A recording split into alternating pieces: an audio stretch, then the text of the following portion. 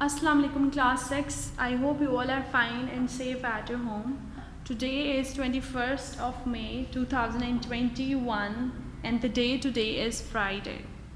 So first of all, let's revise our previous lesson so we can talk about our next lesson as well. So in our previous lesson we talked about electrical components.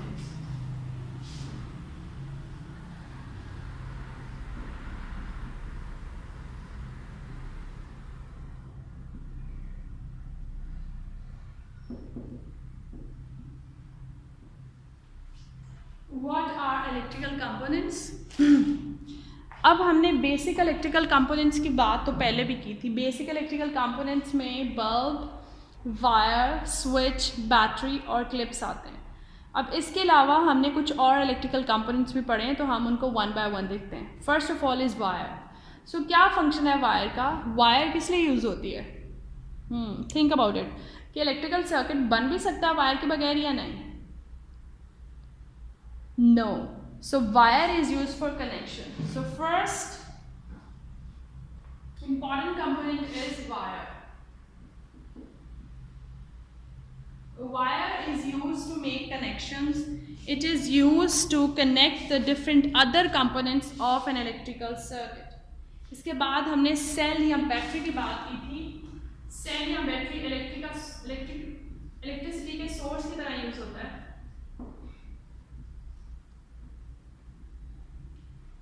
Cell और battery is used as a source of electricity.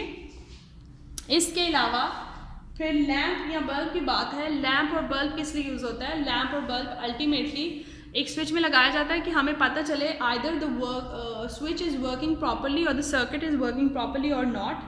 इसके अलावा motor है, bell है, bulb है और switch है. So bulb, motor, bell and switch. These are all basic electrical components of a circuit. जे बहुत ज़्यादा बेसिक हैं, जिसमें सबसे पहले वायर है, फिर सेल या बैटरी की बात हो रही है. Coming on to bulb, motor, bell और स्विच. इसके अलावा हमने टू टाइप्स के बेल्स स्विचेस की बात की थी. एक होता है बेल पुश. बेल पुश वाला आपने देखा है, जो आपके घर के बाहर बेल लगी होती है, उसका जो स्विच होता है दैट इज़ ऑलवेज ऑफ. लेकिन जब आप पुश करते हैं उस बटन को तो वो एक सर्टेन मोमेंट्स के लिए ऑन हो जाता है और फिर से वो ऑफ हो जाता है. तो इसको बोलते हैं बेल स्विच. बेल स्विच में भी रीड जो है वो स्विच वर्क करता है. रीड स्विच कैसा होता है? Let me show you. ये देखें, रीड स्विच है. ये नीचे वाला है reed switch. So it works on the magnet. Magnet कैसे है? ये देखें, ये स्विच है ना. सो इसका ये साइड है और एक ये साइड है. जब ये ऑफ होता है तो ये यूं करके होता है और जब ये ऑन होता है तो यहाँ से कनेक्ट हो जाता है. सो इसको बोलते हैं कि ये रीड स्विच है और ये किस पे वर्क करता है? मैग्नेट्स पे वर्क करता है. After this we talked about the few conversions of electricity. वो मैं आपको कन्वर्जन्स अब वर्बली आपसे पूछूंगी, आप मुझे बताएंगे. बजर में कौन सी एनर्जी किस एनर्जी में कन्वर्ट होती है? Yes, in buzzer electrical energy is converted into sound energy. Very good. इसके बाद हमने पढ़ा था लैंप में कौन सी एनर्जी किस एनर्जी में कन्वर्ट होती है? Which form of energy is converted into which form? Yes, in this electrical energy is converted into heat और light energy. Coming on to we talked about the motor. In motor electrical energy is converted into kinetic energy. Kinetic energy अब किस चीज़ के लिए use होती है? Kinetic energy is use for movement. So motor energy में electrical energy किस में convert होती है? काइनेटिक एनर्जी में. इसके अलावा हमने देखा बैटरी में कौन सी एनर्जी होती है जो इलेक्ट्रिकल एनर्जी में कन्वर्ट होती है? बैटरी में जो एनर्जी स्टोर होती है वो पोटेंशियल एनर्जी होती है and that ultimately converts into electrical energy. Okay, so now let's talk about our today's lesson. In our today's topic, we are going to discuss about current. What is current? How it is produced? So let's have a look.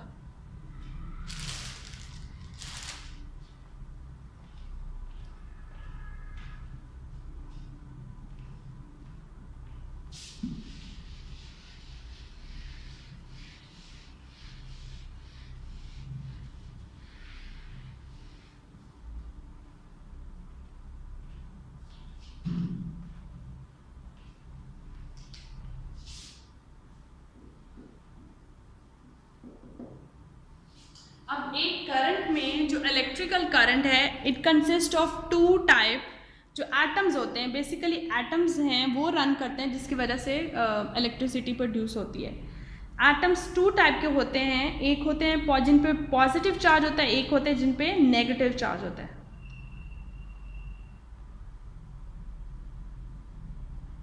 So atoms होते हैं electricity में. अब वो atoms आगे से किस type के होते हैं? टू टाइप्स के. जिन पे नेगेटिव चार्ज होता है वो होते हैं, और नेगेटिव चार्ज को हम इलेक्ट्रॉन कहते हैं. दूसरा पे होता है पॉजिटिव चार्ज,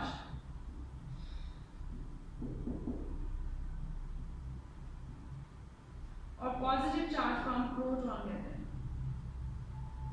सो जब ये पॉजिटिव और नेगेटिवली चार्ज एटम्स जो हैं वो रन करते हैं, तो ultimately as a result of it electricity produce होती है. ज़रूरी नहीं है कि जैसे कोई इलेक्ट्रॉन्स हैं तो वो अटैच्ड हैं अपने एटम से, वो डिटैच होकर भी मूव करते हैं और इससे एज अ रिजल्ट क्या होती है? इलेक्ट्रिसिटी प्रोड्यूस होती है. सो इलेक्ट्रिसिटी क्या है? इलेक्ट्रिसिटी क्या है? फ्लो ऑफ इलेक्ट्रॉन्स है. इलेक्ट्रॉन्स जो नेगेटिवली चार्ज हैं, they are coupled by the positively charge, और जब वो इलेक्ट्रॉन्स मूव करते हैं एक वायर में तो करंट फ्लो होता है. What is current? Current is the flow of electrons in a wire. Electricity is a flow of electrons, you can say, or current is called as flow of electrons. So it is flow of electrons.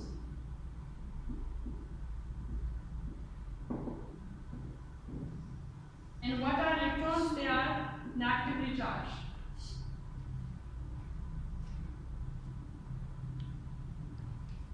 Okay. Now हमें कैसे पता चलता है कि जैसे हम कहते हैं ओ अभी तो जो है ना वो पूरा वोल्टेज नहीं आ रहा है, या करंट पूरा नहीं आ रहा है, कम आ रहा है, ज़्यादा आ रहा है.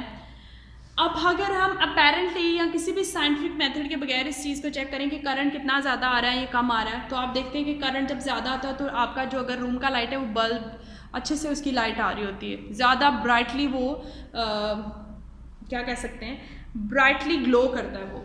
लेकिन जैसे लाइट कम आती है तो आपके रूम का जो बल्ब होता है या ट्यूबलाइट्स हैं वो डिम हो जाते हैं. लेकिन ये कोई एक साइंटिफिक मेथड नहीं है जिसके थ्रू हम उसको चेक कर सकते हैं कि कितनी लाइट आ रही है.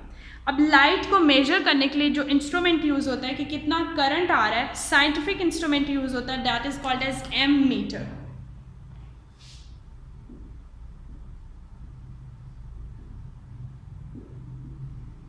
Ammeter is that scientific instrument that is used to measure the current.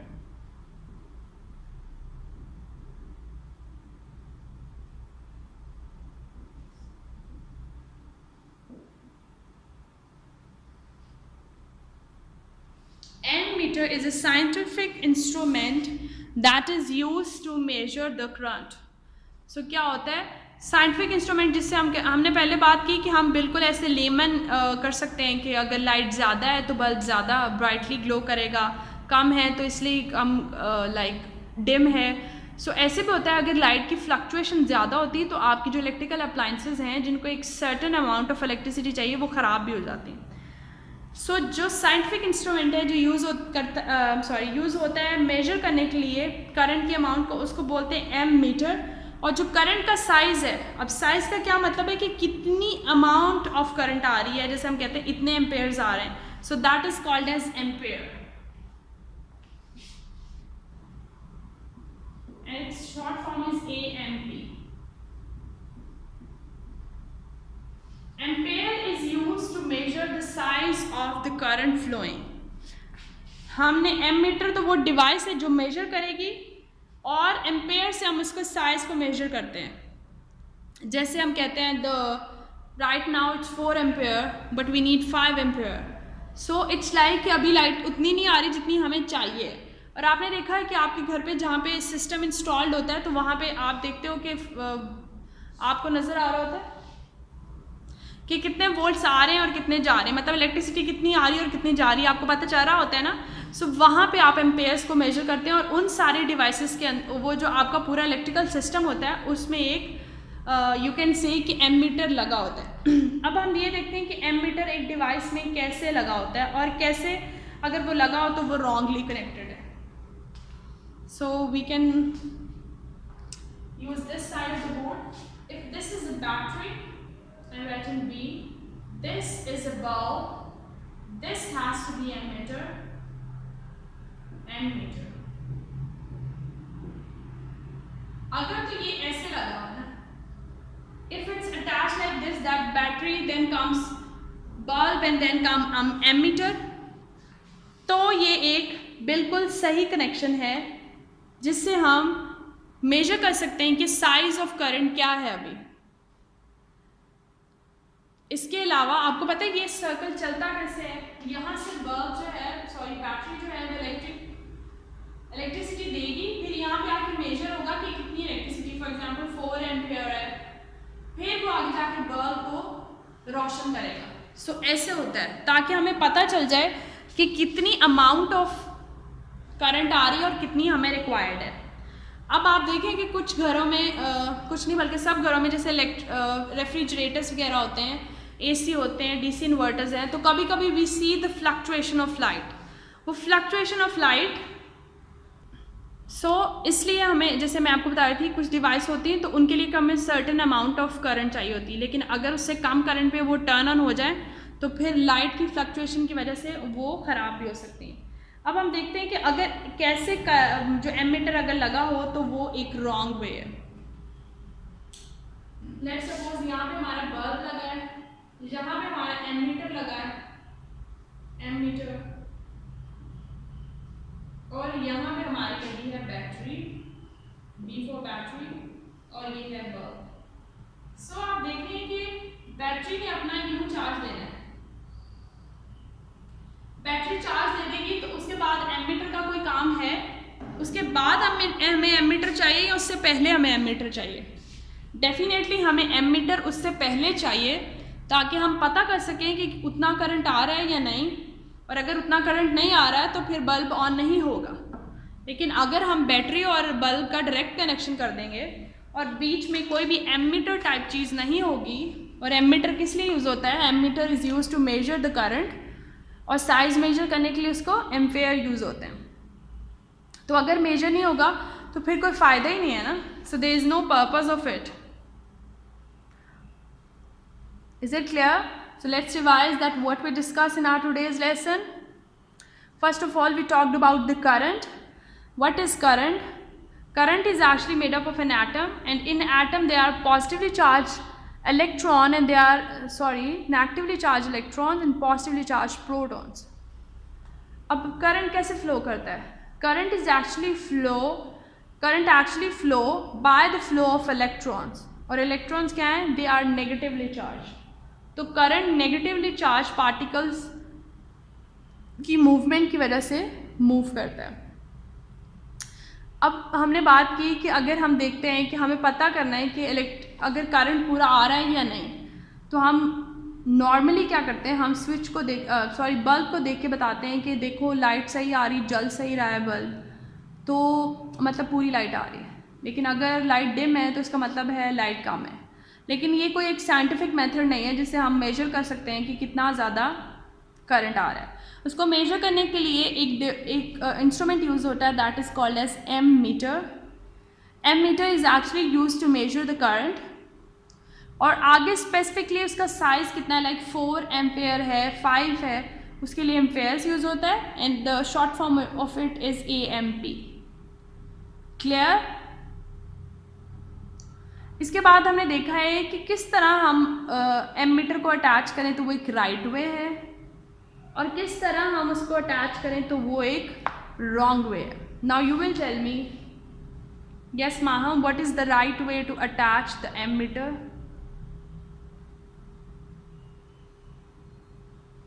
The first method in which there is a bulb followed by a battery, but before bulb there comes an ammeter.